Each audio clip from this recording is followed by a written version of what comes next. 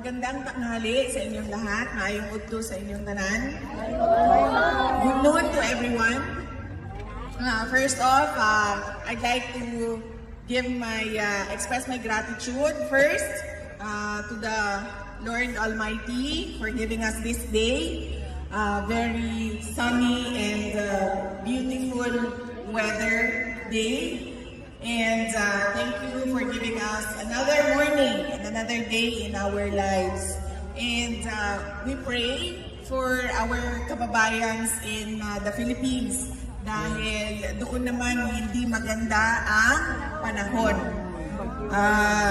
Maulan, may bagyo, at marami ang baha at landslide. So meron tayong mga kababayan na nasa evacuation centers dahil merong mga preemptive evacuation yung mga barangay nila.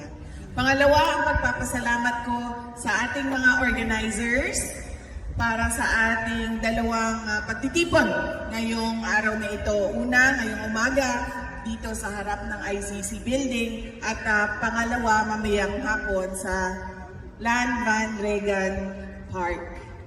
At ang pangatlong pagpapasalamat ko ay sa inyong lahat dahil para sa akin mainit ito ba? Hindi natin ginagawa ito doon sa Pilipinas. Pero kahit mainit ay nandyan pa rin kayo. Pero kayong mga Europeans, gusto ninyo ito? Mainit ang undangat namin. Gusto lang natin. Doon sa Pilipinas, tago tayo ng tago sa init. Bakit kayo dito? Bakit kayo? Nandito kayo, ma'am. Minsan man yung laway dito. Mahal ang araw dito. Kaya pag nandyan na yung araw ay magpainit na ng yun.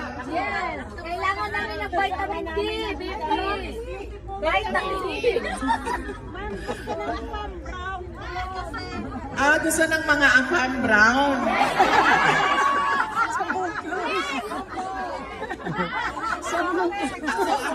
Gusto ng mga afam brown. So, ang gusto natin afam.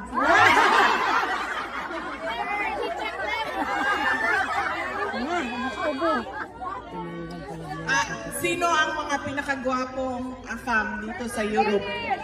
Germans? Mga Danish? Mga Danish?